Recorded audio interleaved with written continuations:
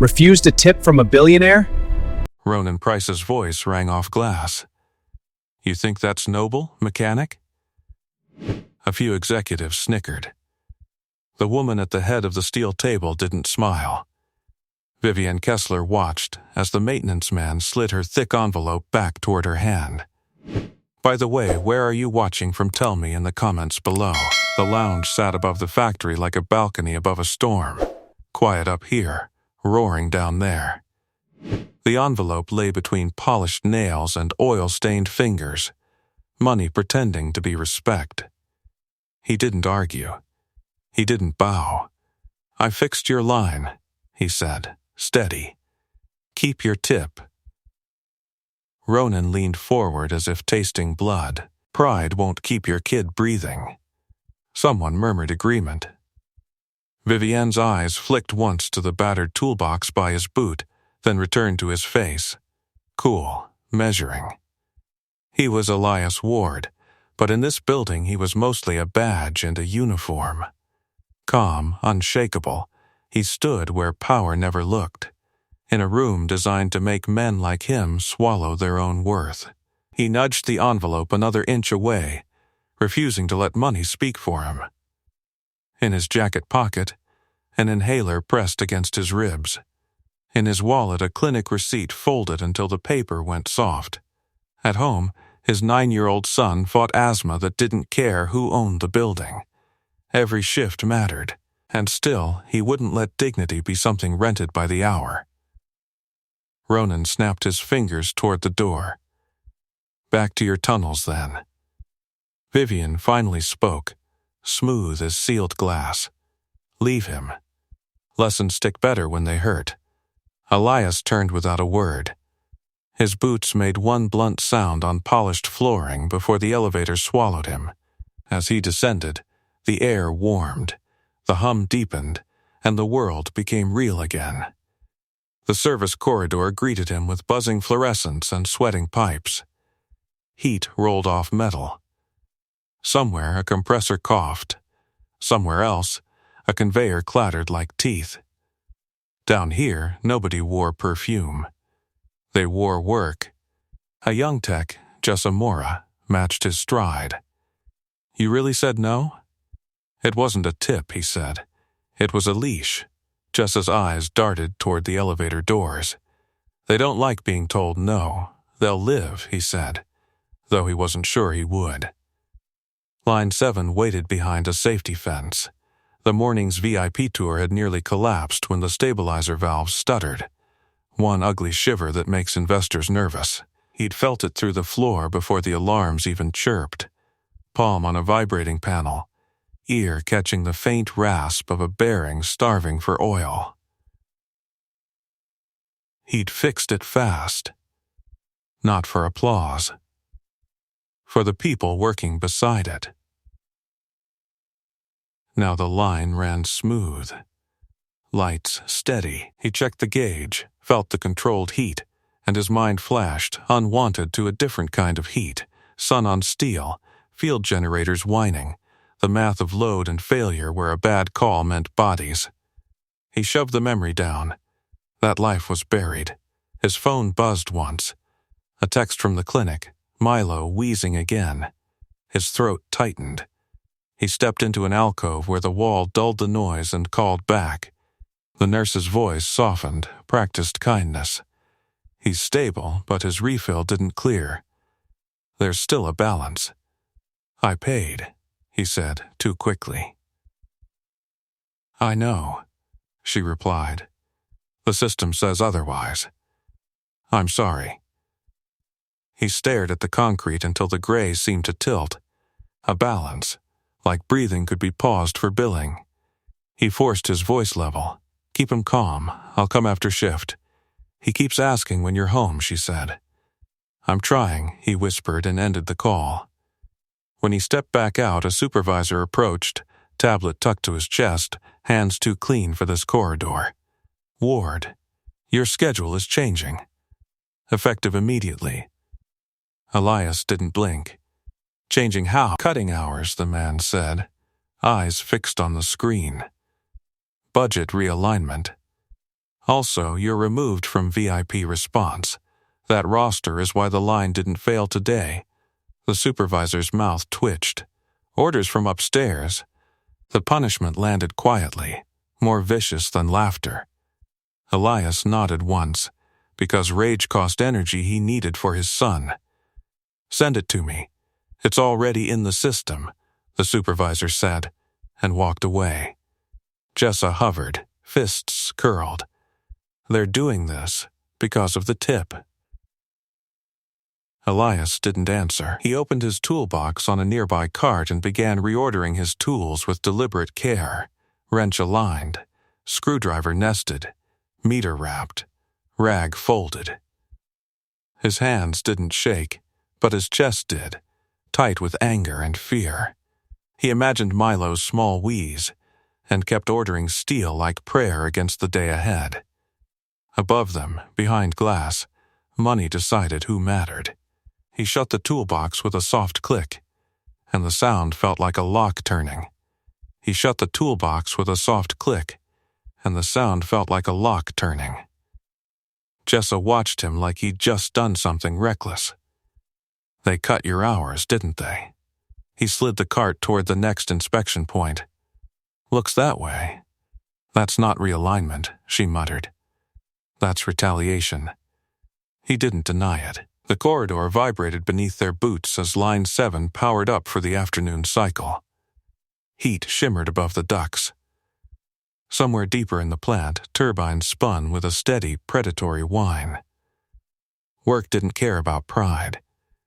Work only cared about whether the system held. A shadow stretched across the grated floor. Ronan Price stepped through the security gate, suit crisp against the grease-streaked backdrop. He didn't belong in the labor zone, and he wore that fact like armor. Ward, he called, voice carrying over machinery. You've made an impression upstairs. Elias kept tightening a bolt. Wasn't trying to. Ronan clasped his hands behind his back. You embarrassed the CEO. I returned her envelope. You refused generosity, Ronan corrected. Investors noticed.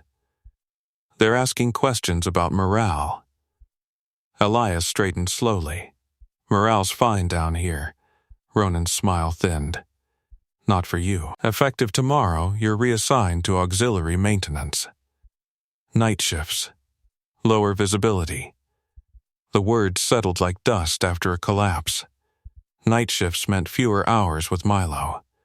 Fewer clinic calls answered in real time. More distance between father and son. Jessa stepped forward before she could stop herself. He's the only one who caught the valve stutter this morning. You know that. Ronan's gaze flicked to her badge. And you are? Jessa Mora. Systems tech. Careful, Miss Mora, he said softly. Loyalty is admirable. Misplaced loyalty is expensive. He turned back to Elias. You could have taken the money. Nobody would have blamed you. A man in your position should know when to nod and smile. A muscle jumped in Elias's jaw. My position? Maintenance, Ronan replied, gesturing around them. Replaceable. The word echoed longer than the machinery. Ronan leaned closer. You've got a kid, right? Medical issues? His voice dropped. You can't afford theatrics. For a second, Elias's vision narrowed to a tunnel of sound, the churn of belts, the metallic tang in the air, the pulse in his ears. He forced himself to breathe evenly. My son isn't a bargaining chip. No, Ronan said. He's leverage. Silence stretched. Even the machines seemed to hesitate. Ronan adjusted his cufflinks. Take the reassignment. Keep your head down. And next time someone offers you $5,000 for a simple fix, take it. He walked away without waiting for an answer. Jessa exhaled shakily. He had no right bringing up your kid. Elias wiped his hands on a rag. Upstairs always thinks they have rights. You're not replaceable, she said quietly. Not after what I've seen. He glanced at her. What have you seen? You read systems like they're alive, she said. That's not maintenance. That's something else. He didn't respond. Years ago, in another uniform, he'd been trained to hear instability before it screamed, to feel failure before it snapped. That training had saved lives. It had also taken pieces of him he never got back. A warning light blinked amber on a distant panel. Minor fluctuation. Most wouldn't notice. He did. He moved toward it, checking readings. The numbers steadied under his touch, but something felt off, like a rhythm slightly out of sync. He filed it away in his mind. Jessa leaned against the rail. You know, people watching this story unfold should probably stick around, she said with a faint, ironic smile. Moments like this don't stay buried. He gave her a sideways look. She shrugged. If anyone's listening out there, subscribe and keep watching. Something tells me this isn't ending the way they expect. He almost laughed, despite himself. You always narrate your own life? Only when it feels historic. Historic? He doubted that. To him, it felt like survival. His phone buzzed again. A photo this time, Milo in a hospital chair, giving a thumbs up, oxygen tube looped around small ears. The caption read, "Breathing better." "Don't worry, Dad." Elias stared at the image until the corridor blurred. The boy's smile was crooked, stubborn. Just like his. "I can't lose this job," he murmured. "You won't," Jessa said. He wasn't so sure. Power upstairs had long memories and fragile egos. He'd challenged both. Overhead, a faint vibration rippled through the catwalk, stronger than before. He looked up instinctively. "Did you feel that?" he asked. Jessa frowned. "Probably load balancing." "Probably," he echoed, though his instincts disagreed. Across the factory floor, behind reinforced glass, he could see the executive observation deck suspended like a throne. Figures moved behind it, silhouettes in tailored suits. One of them paused. Even from this distance, he could feel Vivian Kessler watching. Not with anger, with curiosity, and that unsettled him more than any punishment. Behind the glass, Vivian didn't move for several seconds. The factory lights reflected off the observation deck, turning her into a silhouette cut from shadow and silver. Then she turned away, disappearing into the executive corridor. The vibration under Elias's boots returned, faint, irregular, not enough to trip a system alert, not enough for anyone upstairs to care, but enough. He crouched beside the panel Jessa had recalibrated earlier and pressed his palm against the casing. Warm, stable. Yet the hum inside carried a tremor, like a held breath. "You're hearing something again," she said quietly. "Yeah. Software says it's within tolerance. Software doesn't feel metal stretch." She studied him a moment. "You ever think about going back?" "Back where?" "To whatever you were before this." He tightened the last bolt and stood. "That's over. Doesn't look over when you're working," she muttered. He didn't answer. Instead, he logged the minor anomaly in the maintenance system. Brief, factual, unlikely to trigger action. Then he pushed the cart toward Auxiliary Bay, already thinking ahead to the night shift he'd been handed like a warning. The elevator ride up to clock out felt longer than usual. Polished walls reflected his grease-streaked shirt. His reflection looked smaller under executive lighting. In the lobby, marble floors muted his steps. A fountain whispered in the corner, ornamental and useless. A receptionist glanced at him, then quickly away. Ronan stood near the exit, speaking into a headset. He paused when he saw Elias approaching. "Night shift starts tomorrow," Ronan said, lowering the device. "Badge access updates at midnight, I saw. You'll report to Auxiliary. No more VIP response, understood." Ronan studied him, searching for cracks. You could still fix this. There's nothing to fix. There always is, Ronan replied. An apology. A thank you call. Pride's expensive. So is oxygen, Elias said before he could stop himself. Ronan's eyes sharpened. Careful. Elias stepped past him into the late afternoon glare. Outside, the parking lot baked under sun. Executive vehicles gleamed in reserved rows. Bentleys, electric hypercars, matte black SUVs. At the far edge near a chain-link fence, his old pickup waited, paint dulled by years and weather. He climbed inside and let the engine idle. The cab smelled faintly of metal and pine air freshener. He rested his forehead against the steering wheel for a second, just one, before starting the drive to the clinic. Traffic crawled. Billboards advertised luxury condos powered by clean energy, Kessler Energy's newest campaign. His grip tightened. At the clinic, fluorescent lights hummed like tired insects. Milo sat upright now, oxygen removed, inhaler on the tray beside him. The boy grinned when he saw his father. "Hey," Milo said. "I told them you'd come." Elias crossed the room in 3 strides and pulled him into a careful hug. The kid felt light, too light. "How's the breathing?"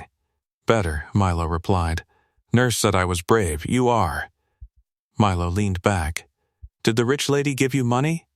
The question landed harder than Ronan's threats. "Why would you ask that?" "Because you said sometimes people try to pay instead of say thanks." He forced a smile. She tried. "And I said no." Milo considered that seriously. "Why?" "Because we don't take money for doing what's right." The boy nodded slowly. "Okay." But his small hand tightened around Elias's sleeve. "Are we okay?" He knelt so their eyes were level. "We're okay." It wasn't a lie. Not yet. At the billing desk, the clerk avoided his gaze. "There's still a discrepancy in the system. We're working on it." "I paid," he said evenly. "I know. It just hasn't cleared. Another system glitch. Another imbalance." On the drive home, Milo dozed in the passenger seat, sunlight striping his face. Elias glanced at him at every stoplight. At their apartment, the evening air carried the smell of distant rain. Inside, the place was modest but clean. A framed photo hung above the couch. Elias in a different uniform years ago. Younger, shoulders squared under desert sky. He'd almost taken it down after the war. Milo insisted it stay. Dinner was simple: soup, bread, medication lined neatly on the counter. They ate at the small kitchen table. "You tired?" Milo asked. "Little." "Don't be," the boy said. "You fix everything." Elias smiled faintly. "Not everything." Later, after Milo slept, he sat alone with the clinic receipts spread before him. Numbers glared up like accusations. His phone buzzed. Unknown number. He hesitated, then answered. "Yeah?" Silence for a beat. Then a woman's voice, smooth and controlled. "You hear instability before others do," Vivian Kessler said. "Why?" He sat very still. "That's not a question a CEO asks maintenance," he replied. "No," she agreed. "It's not." He waited. "The demonstration is in 3 days," she continued. "If you're wrong about what you felt, nothing happens. If you're right, a pause. I want to know before anyone else does." "And why would I tell you?" "Because," she said softly, "your son's clinic called my office today. The air in the room shifted." "What did you do?" he asked, voice low. "Nothing," she answered. Yet the line clicked dead. The line clicked dead. For a moment, he didn't move. The apartment felt smaller, the air thicker. The hum of the refrigerator seemed too loud. Milo shifted in his bedroom down the hall, a soft cough breaking the silence like glass. Elias lowered the phone slowly and stared at the dark screen. She called the clinic. Not to help, to prove she could. Anger rose, sharp and clean, but beneath it sat something colder. Calculation. Vivienne Kessler hadn't threatened him outright. She'd simply demonstrated reach, influence, access, power. He stood and walked to Milo's doorway. The boy slept on his side, inhaler within arm's reach, one hand curled under his cheek. His breathing was steady now, fragile but steady. "We're okay," Elias had promised. He stepped back into the kitchen and opened his laptop. Maintenance logs loaded slowly over the apartment's weak connection. He pulled up the anomaly readings from line 7 and cross-referenced them with stabilization protocols for the new autonomous system scheduled for demonstration. The numbers didn't lie. Load fluctuations were minor on the surface. But the architecture beneath, physical conduits, heat dispersal channels, manual bypass valves, was built on assumptions. Assumptions that software would always compensate fast enough. He'd seen that kind of confidence before. In another life, another uniform, a generator system had been designed with similar faith. Digital controls had failed during a sandstorm. Heat spiked, metal warped. A chain reaction nearly tore through a forward operating base. He'd stopped it by ripping the system off automatic and forcing manual reroutes no algorithm anticipated.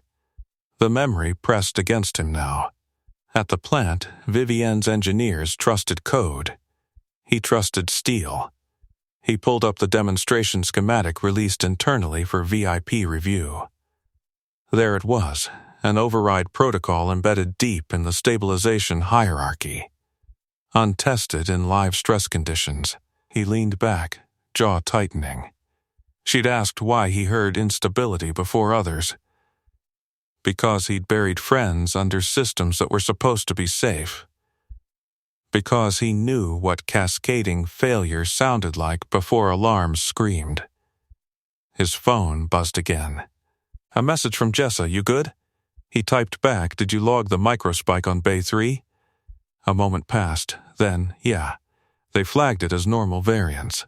He stared at the screen. Normal variance. 3 days until demonstration. He called her. She answered on the second ring. "You okay?" "No." A pause. "What happened?" "She called me who?" "You know who. Silence on the line. That's not good," Jessa said carefully. She mentioned the clinic. "That's a line," she breathed. Yeah, he paced the small kitchen, careful not to wake Milo. "The system's wrong," he said. "It's not just a glitch. You think it'll fail.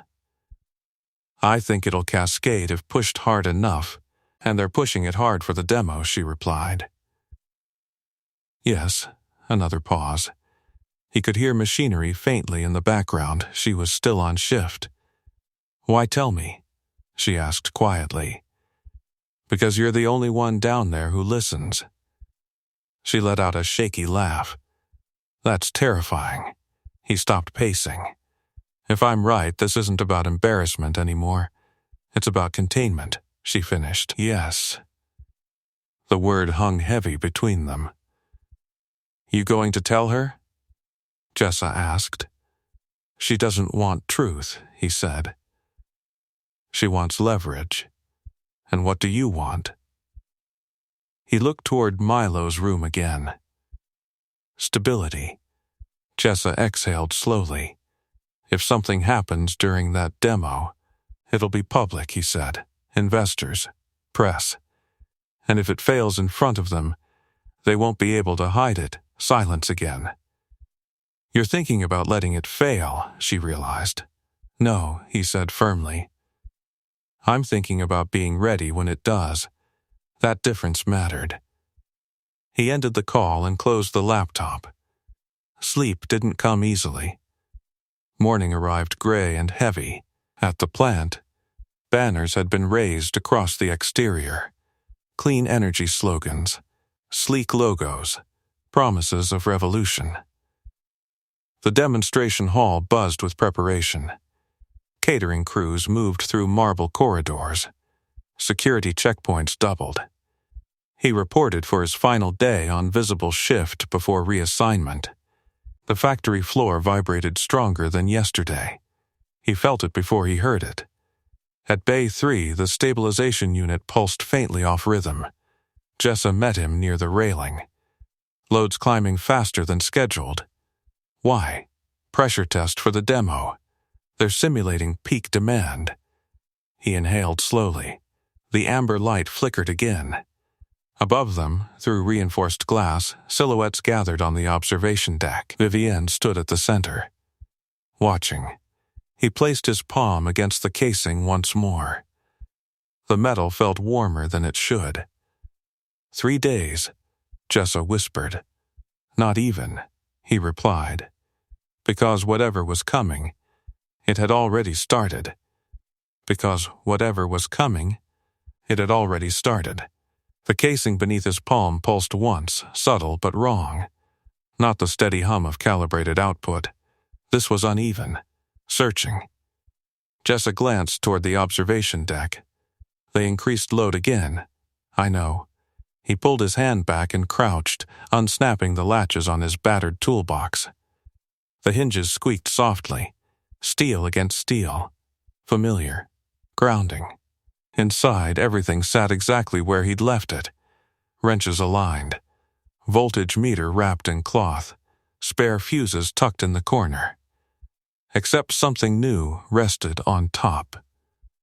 A folded sheet of heavy ivory paper. He froze. That yours? Jessa asked. No. He lifted it carefully. The paper smelled faintly of perfume. Subtle. Expensive. On the front, written in precise ink, for the mechanic who hears what others don't. His jaw tightened. He unfolded it. Inside was a handwritten schematic fragment. Small, almost casual. A notation referencing the override cascade protocol buried deep within the autonomous system hierarchy. Beside it, a single line, if you're as capable as you think you are, you'll understand. Jessa leaned closer. That's from upstairs. Yes. She left it? Has to be. The notation wasn't part of standard maintenance access. It was executive-level architecture. Information he shouldn't have. He scanned it once more. And his blood ran cold. They built a dependency loop, he murmured. What? The override draws thermal load into a secondary chamber without adjusting physical dispersal rate. It assumes software compensates instantly. And if it doesn't, the heat stacks. How bad? He looked at the core housing across the bay, imagining the stress lines forming beneath polished surfaces. Bad enough. Above them, applause drifted faintly from the demo rehearsal. Jessa swallowed. Why would she give you that? Because she thinks this is a game. He folded the paper slowly and slid it back into the toolbox. The gesture felt symbolic. A weapon placed among tools. Listen, Jessa said quietly. If you're right about this, people need to see what's happening. He closed the lid halfway, thinking. Public. It would have to be public. The demonstration wasn't just a launch, it was a spectacle. Investors, journalists, city officials. If failure occurred in that arena, denial would evaporate. But letting it spiral unchecked would risk lives. He wouldn't do that. I'm not here to prove her wrong, he said. I'm here to keep this place from blowing. Jessa nodded, eyes steady. Then we prepare. He rose and scanned the surrounding infrastructure. Manual bypass valves along the lower conduit. Access hatch beneath the grated platform. Secondary coolant routing behind the containment wall. If cascade starts, he said, voice low, software will freeze trying to compensate. We'd have about 90 seconds before chamber pressure spikes. 90? She repeated. If we're lucky, Her breath hitched. He crouched again and adjusted his meter, calibrating it for higher thermal sensitivity. I need eyes on auxiliary coolant lines. Can you reroute camera feeds during demo?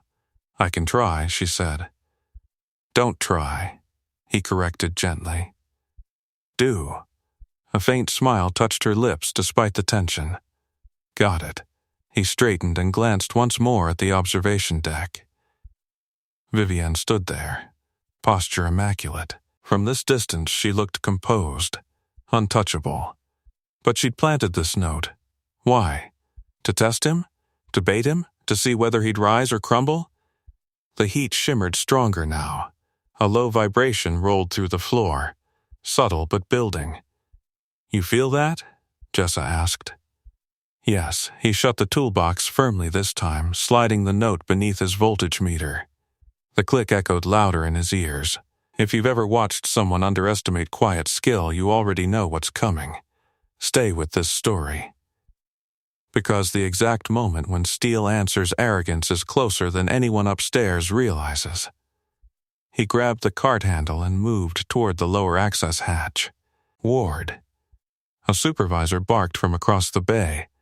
That area's restricted during demo prep. Then maybe you should ask why it's overheating, he replied without slowing. The supervisor hesitated. Because even he could feel it now. The hum wasn't steady anymore. It was rising. The hum wasn't steady anymore. It climbed in pitch, a thin metallic whine threading through the heavier churn of turbines. Workers nearby slowed, glancing at panels that still glowed green. No alarms. No flashing red. But the floor vibrated sharper now, like tension pulled tight. The supervisor who'd shouted earlier hovered near the railing. Control says everything's stable. Elias didn't look up from the lower conduit hatch he'd knelt beside. Control's reading software. And this is steel. He pried open the hatch. A rush of hotter air brushed his face, dry and metallic. The secondary coolant pipe along the interior wall shimmered faintly, too warm for the load it was supposedly carrying. Jessa leaned over his shoulder. Thermal index just ticked up 2 points. Without demand change? Yeah. He exhaled slowly.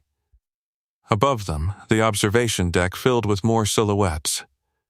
The rehearsal applause had turned into measured commentary. He could almost hear the words. Innovation, precision, future. Future didn't hum like this. His phone buzzed in his pocket.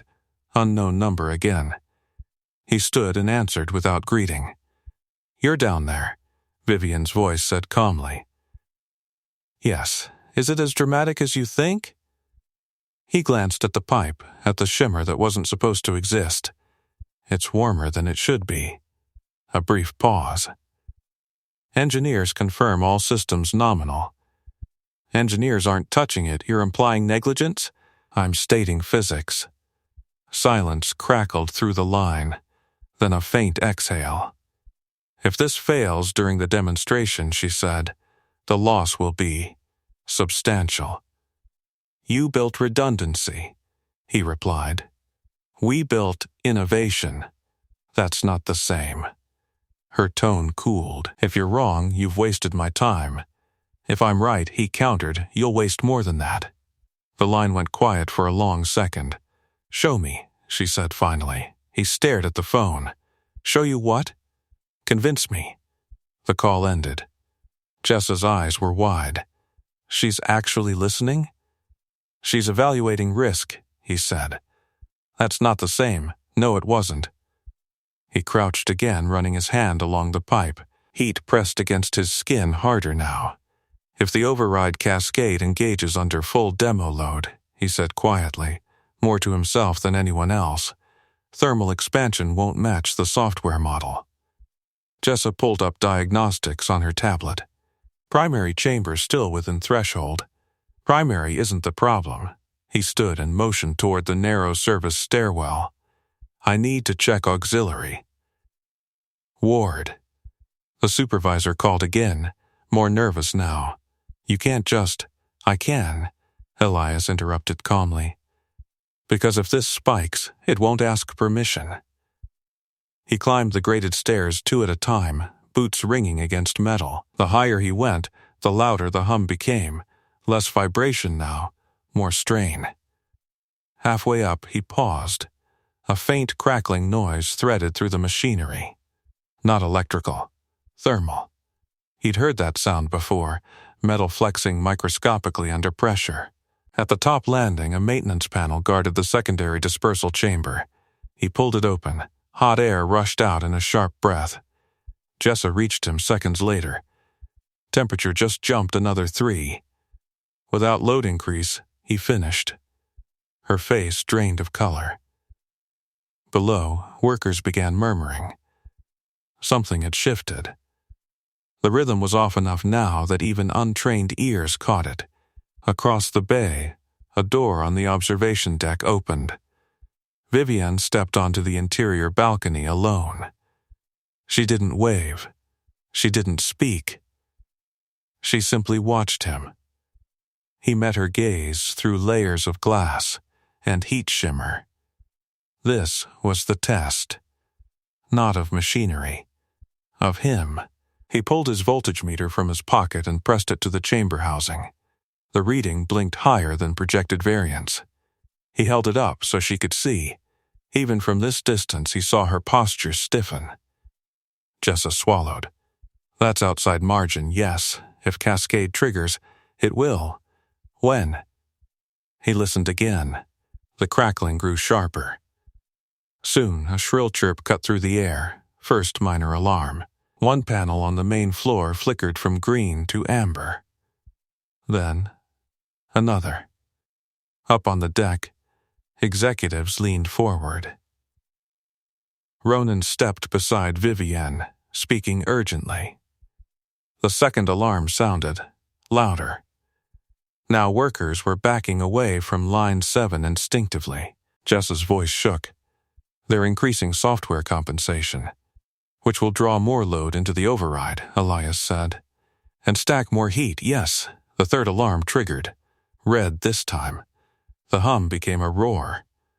Somewhere below, a conduit clanged violently as metal shifted. He looked once more toward the observation deck. Vivienne wasn't speaking now.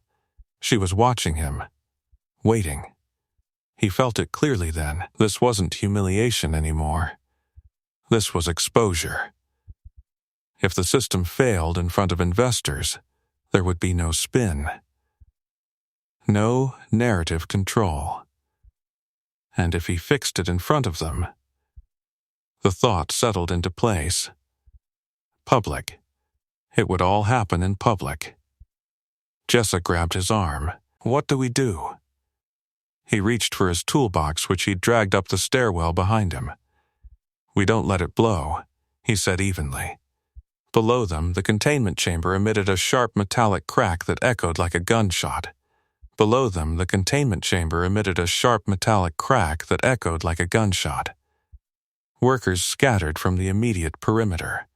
Someone shouted for emergency protocol. The alarms shifted from warning to sustained alert, a high, relentless tone that vibrated through bone. On the observation deck, movement exploded, executives scrambling, security pressing hands to earpieces.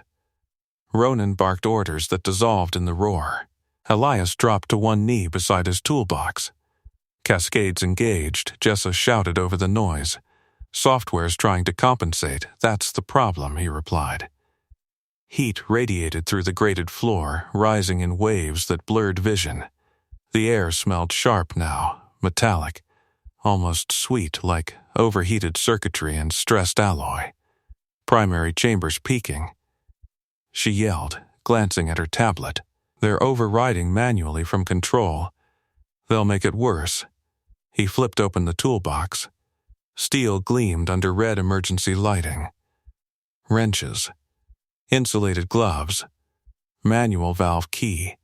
And beneath the voltage meter, the folded ivory note. For the mechanic who hears what others don't, his jaw tightened. Poetic. He grabbed the insulated gloves and shoved them on. You get me visual on auxiliary coolant. Already rerouting cameras, she said, fingers flying across her tablet screen. Another metallic bang shook the structure. A seam along the containment housing split slightly, a thin line glowing faintly. That's expansion, he said. Pressure's climbing. On the observation deck, Vivienne stepped forward to the glass. Her face was no longer composed. It was calculating. He met her eyes again. Then he turned away. He descended the narrow stairwell 2 steps at a time, toolbox clanging against metal. Each step carried him closer to the core access bay, a zone restricted to top-tier engineers during live operations. Security guards blocked the lower gate. "You can't go in there," one shouted. "If I don't," Elias snapped, "you won't have a building left to guard." The guard hesitated. Another crack thundered through the chamber. A jet of superheated vapor hissed from a stressed seam. The guard stepped aside. Inside the restricted bay, the noise was deafening. Heat pressed against his face like an open furnace. Red emergency lights strobed across polished steel. Control room voices blared over speakers. Override failing. Compensation loop unstable. He set the toolbox down near the manual bypass valve. Jessa's voice crackled through his phone speaker.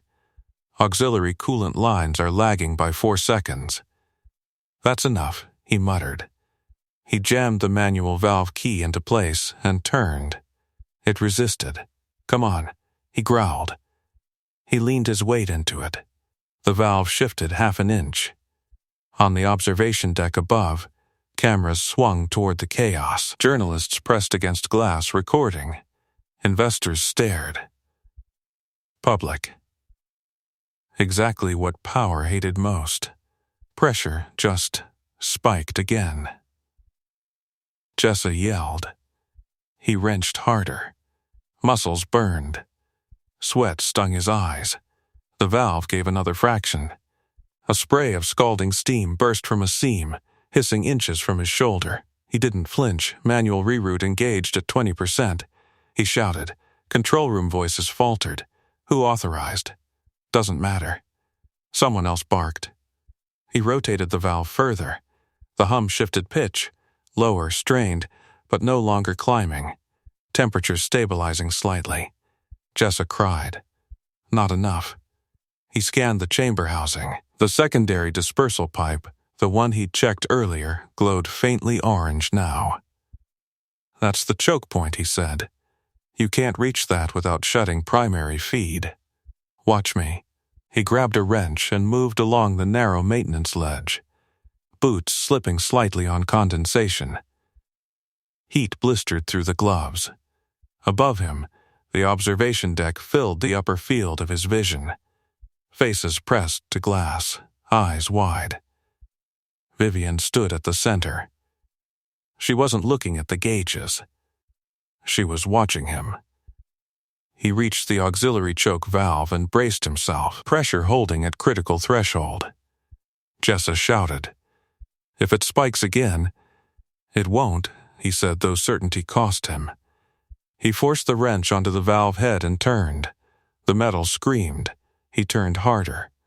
For a terrifying second, nothing happened. Then, the roar softened. Not quiet, but softer. Red lights flickered back to amber along one panel. Control room chatter shifted tone from panic to confusion. Manual reroute stabilizing, someone said. Who initiated that? Elias didn't answer. He kept turning until the valve locked into new alignment. The chamber's glow dimmed from orange to dull red. Heat receded incrementally. The hum settled into something resembling control. Behind the glass, applause didn't come. Silence did. He lowered the wrench slowly and stepped back, chest heaving. The alarms downgraded from sustained to intermittent warning. Jessa's voice trembled with adrenaline. You did it. No, he said quietly, glancing up at the deck. They're watching. Because the real shift wasn't just thermal, it was social. The mechanic they'd dismissed had just taken command of their innovation in front of everyone who mattered. And every camera in that hall was still recording. Steam thinned into wisps. The roar settled into a strained but manageable hum. Red lights across the containment wall flickered back to amber, then to cautious green. The emergency tone cut off mid-wail, leaving a hollow ringing in the ears of everyone inside the bay. Elias kept his hand on the wrench a moment longer, feeling the metal cool beneath his palm.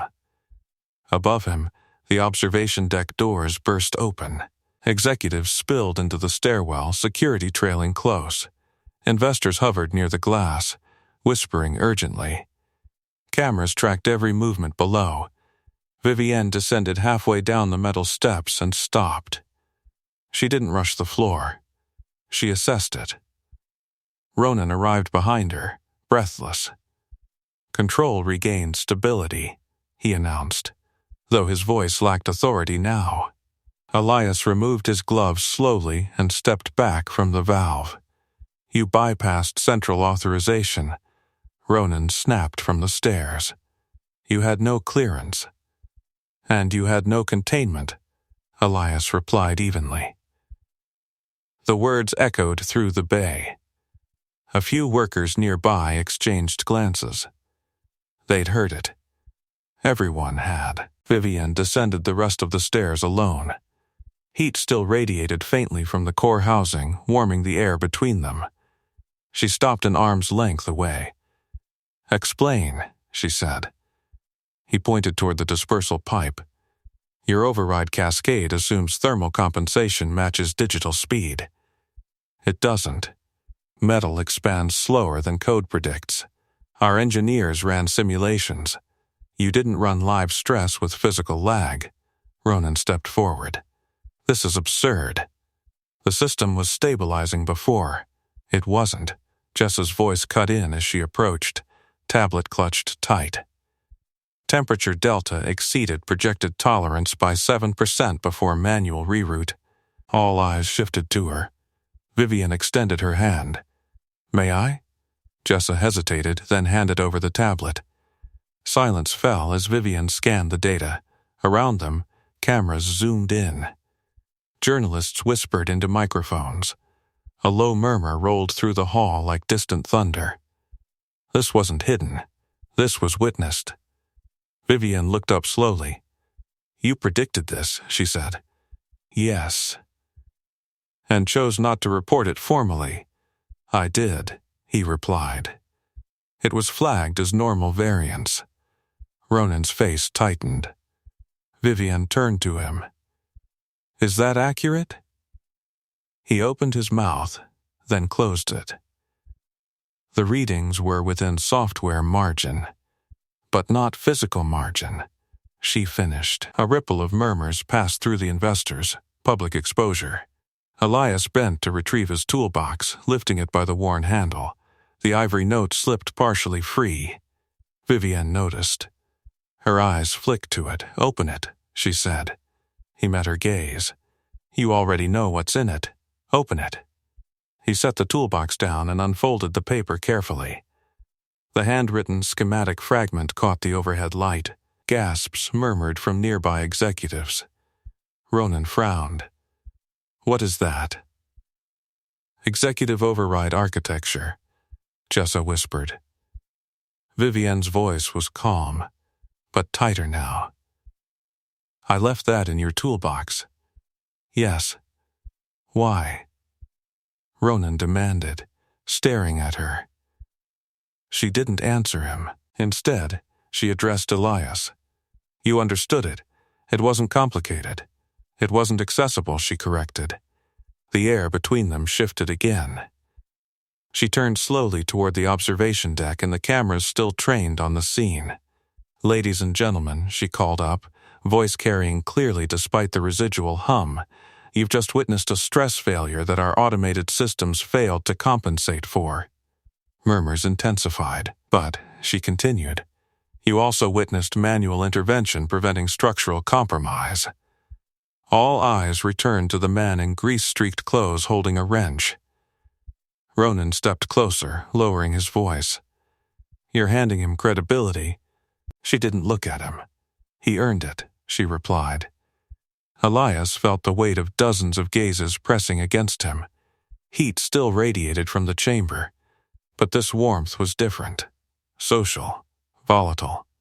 Vivienne stepped nearer, lowering her tone just enough for him to hear. "You could have let it fail. Yes. And you didn't." "No." "Why?" He glanced briefly at the cameras, because people were standing inside it. Her gaze sharpened. Not profit. People. Jessa exhaled softly beside him. Vivienne straightened. "Effective immediately," she said loudly, addressing both floor and deck. "The autonomous stabilization rollout is paused pending physical architecture review." Investors exchanged uneasy looks. "And," she added, eyes returning to Elias, "manual protocol review will be led by someone who understands both digital models and physical stress." Ronan stiffened. "You can't be serious."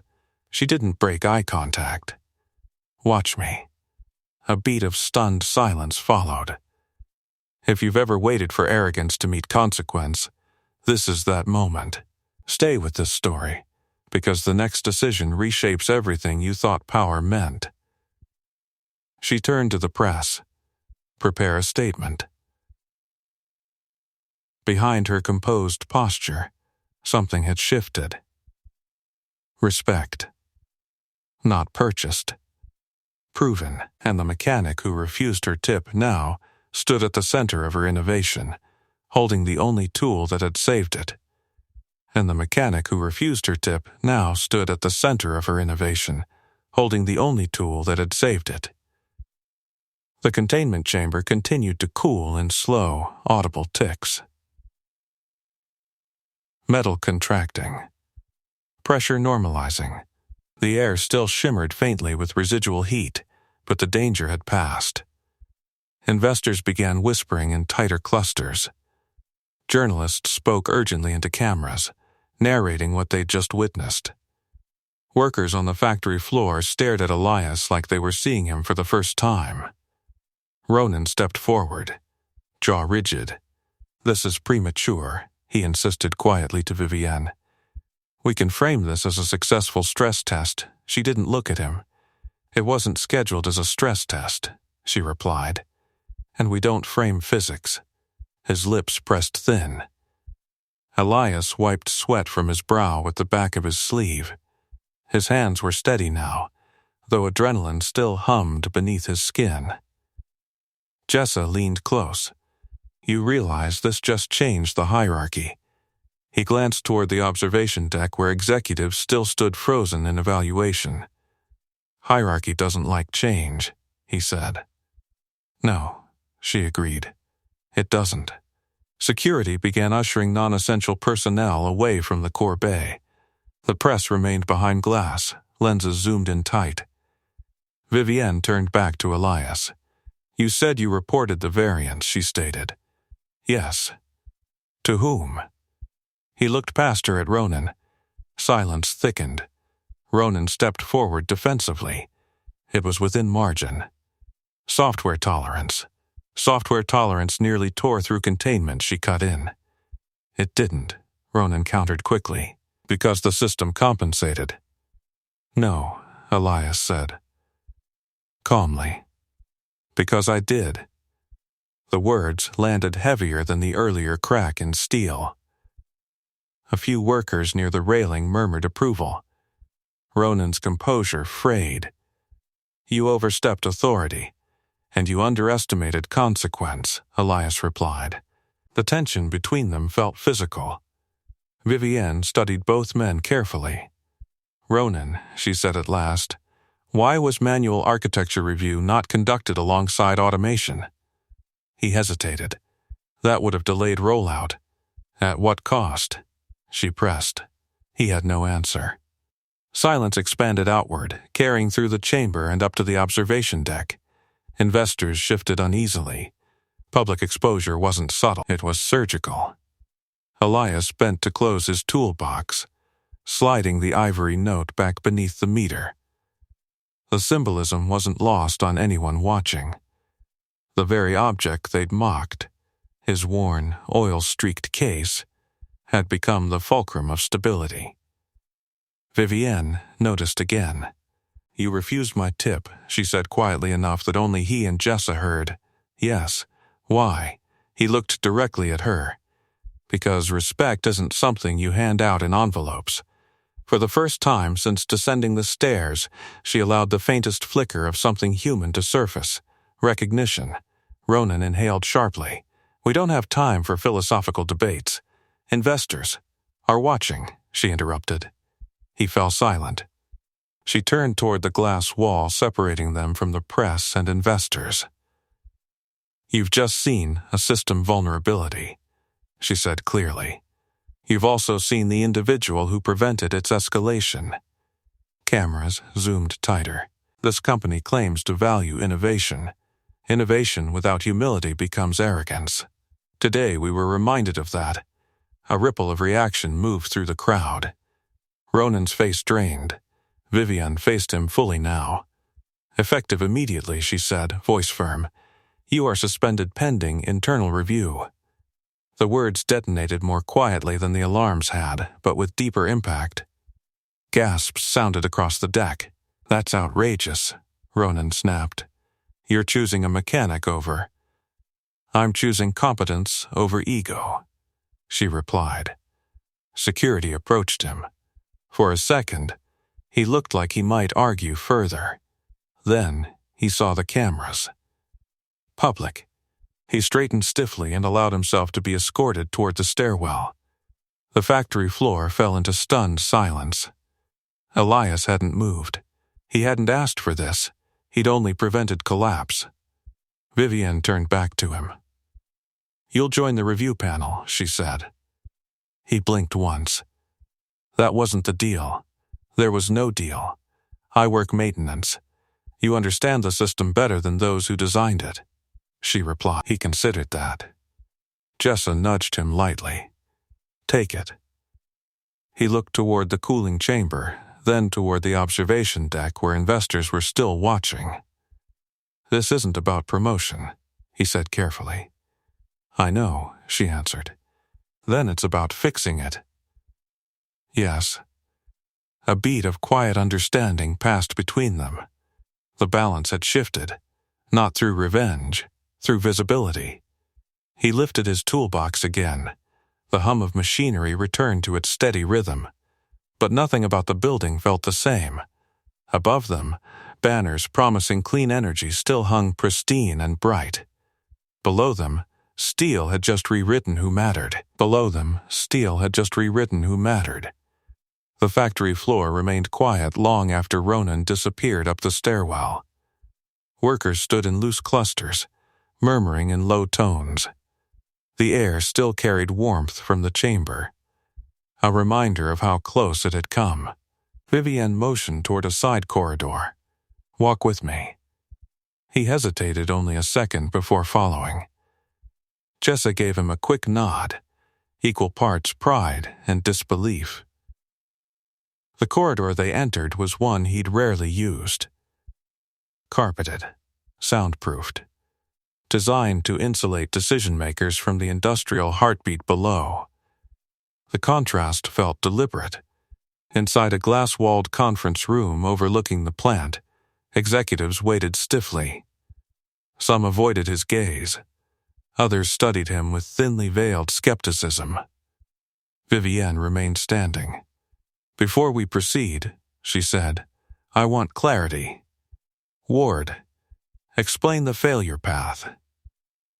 He set his toolbox down at the end of the polished table. No one offered him a seat. He didn't ask for one. "The override cascade pulls excess thermal load into a secondary chamber," he began evenly.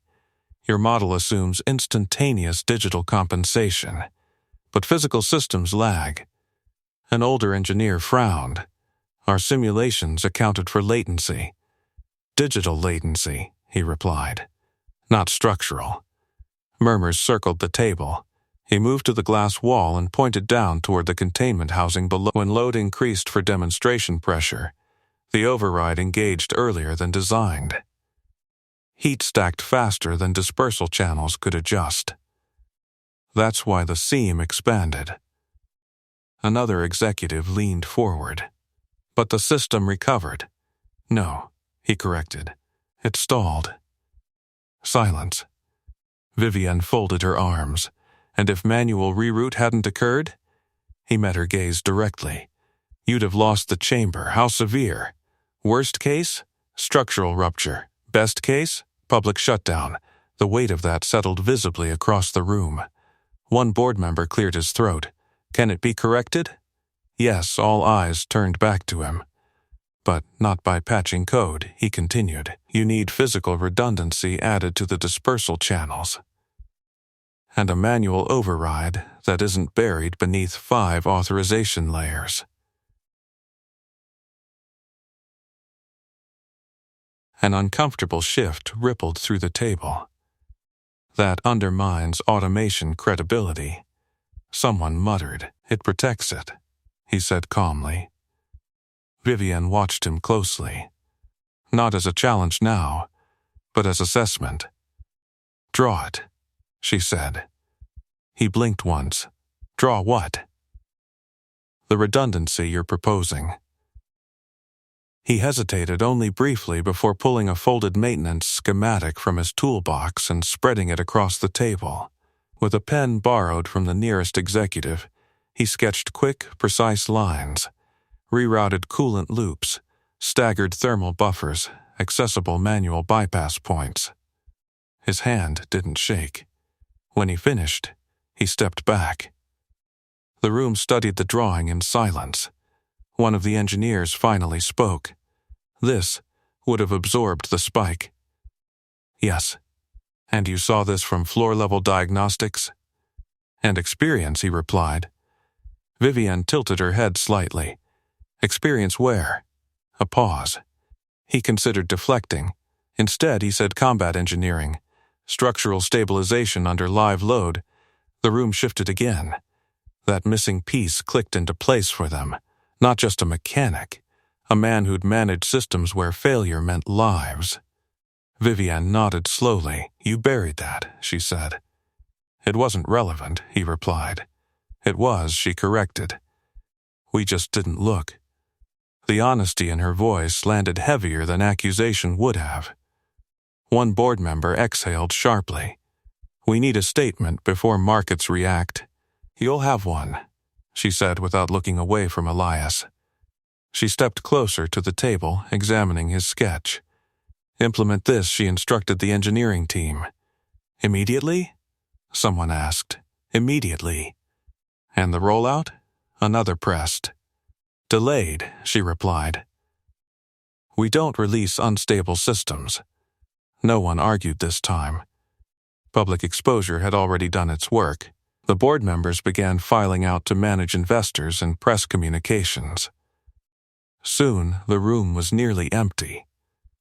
Only Vivienne and Elias remained. She studied the drawing again. "You could have let it fail," she said quietly. He didn't answer.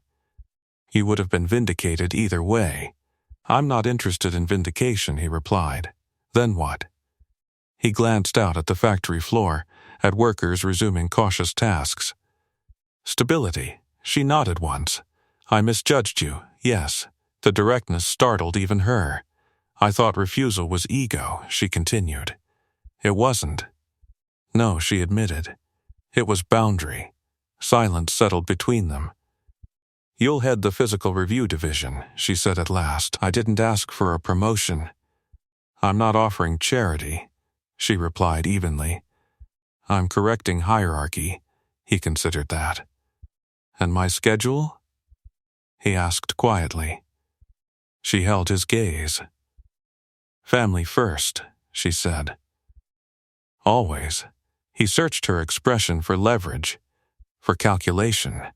He found none.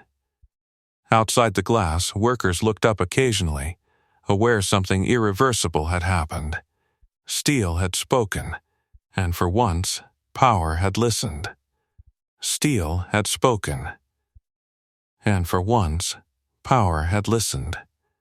The conference room door slid shut behind the last board member, leaving only the faint hum of climate control and the distant rhythm of machinery below. Through the glass wall, the factory floor moved carefully, almost reverently, as if the building itself understood it had survived something significant. Vivienne remained by the table, fingertips resting lightly against the schematic he'd drawn.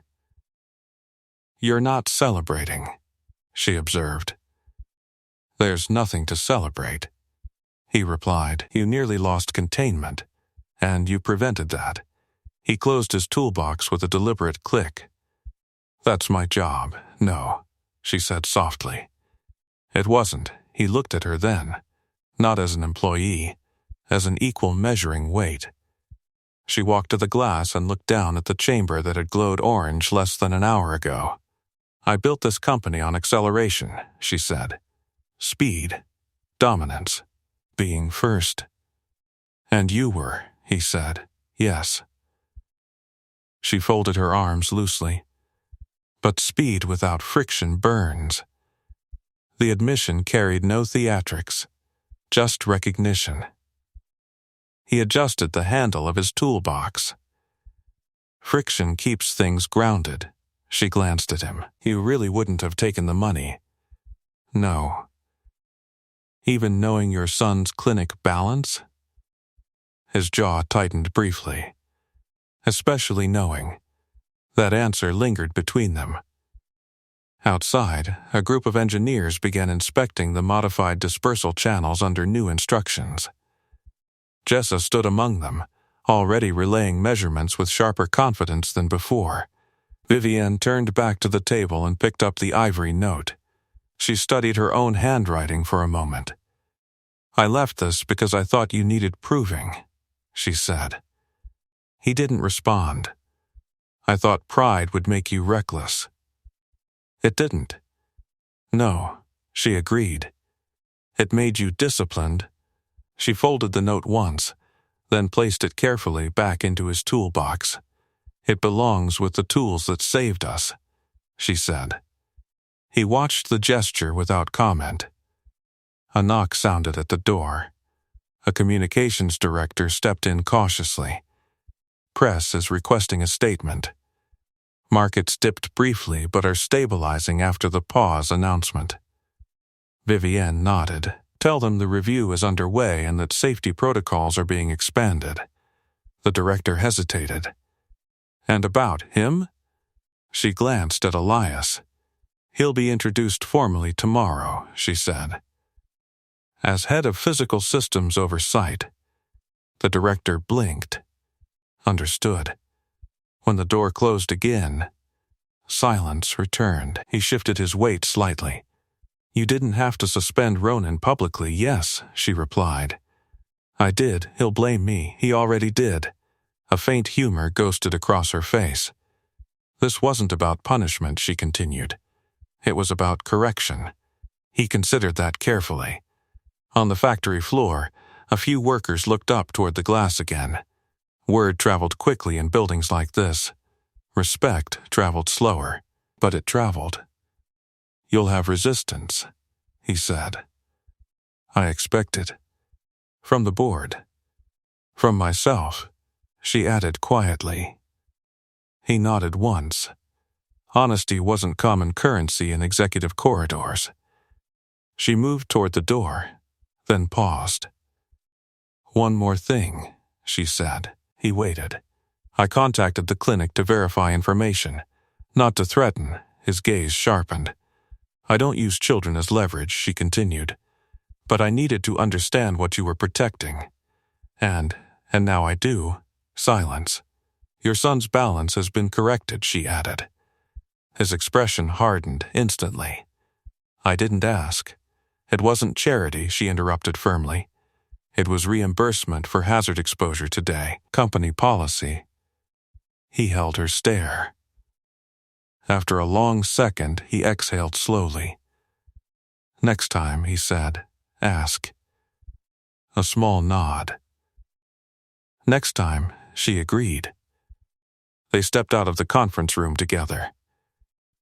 Below, Jessa caught his eye and gave a subtle thumbs up. Workers straightened as he passed, not dramatically but with a shift in posture that signaled awareness. He hadn't demanded respect. He demonstrated it. The containment chamber now hummed steadily, its surface cooling under revised flow patterns. The building felt different, less fragile, less blind. Vivienne stopped at the threshold separating carpet from steel. "You were right about one thing," she said. "What's that?" "Respect isn't handed out in envelopes." He lifted his toolbox slightly. "No," he replied. "It's earned where it counts." She nodded once, then turned back toward the executive wing. He walked down toward the factory floor. And this time, no one called him replaceable. And this time, no one called him replaceable. The factory floor carried a different rhythm now. Not louder, not softer, just steadier. Workers nodded as he passed. Some gave small, wordless acknowledgments. No applause, no theatrics. Just recognition earned the hard way. Jessa caught up beside him near the dispersal unit. "They're already implementing your buffer design," she said, almost breathless. Board signed off. He glanced at the reinforced channels now being measured for expansion. "Good. You realize what happened, right?" she asked. "System failure," he replied dryly. She shook her head. "Power failure." He didn't argue. Across the bay, a maintenance tech who'd once avoided eye contact now stepped forward. "Hey," the man said awkwardly. "Nice catch." "Nice teamwork," Elias corrected. The tech nodded, reassured by the deflection. Because that's how respect stabilizes. It spreads. Later that evening, he stood in the small clinic hallway, fluorescent lights humming overhead. The billing clerk looked up from her computer and offered a tentative smile. "Your account's clear," she said. "I'll review the invoice," he replied evenly. She nodded quickly.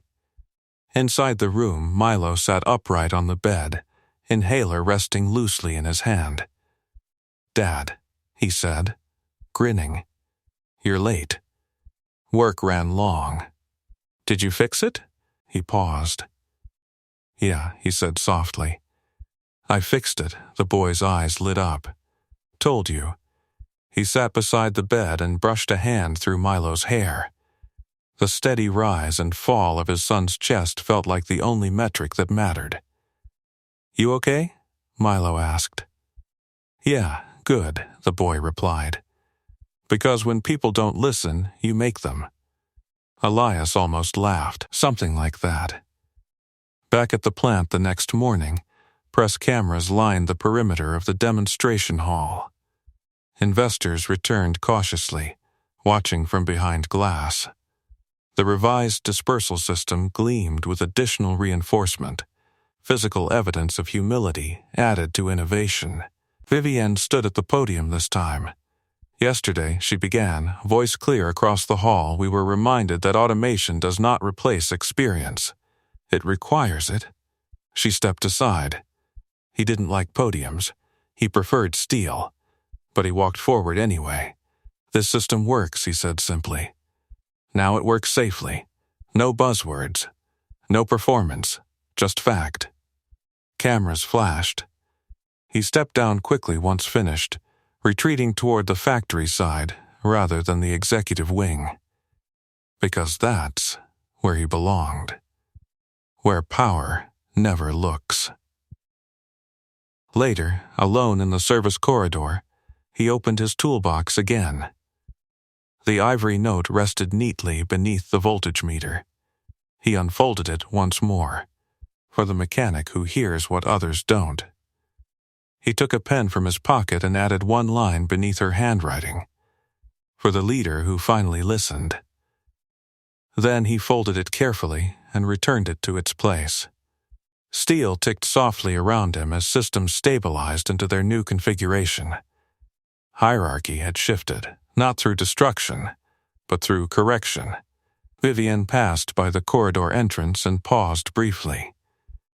"They're calling this a turning point," she said. "It should be," he replied. "For the company, for the people in it." She gave a small nod and continued on. He closed the toolbox and lifted it easily. Outside the plant, morning light reflected off reinforced glass and polished steel. Executive vehicles lined one side of the lot. His old pickup waited at the far edge near the fence. He chose it without hesitation. Because dignity doesn't need luxury to prove its weight. Before you go, ask me for the next story title, subscribe, and don't miss our next story. Single dad mocked by CEO at airport. The boarding announcement changed everything. Trust me, you'll feel it. And tell me in the comments, what injustice should we tackle next?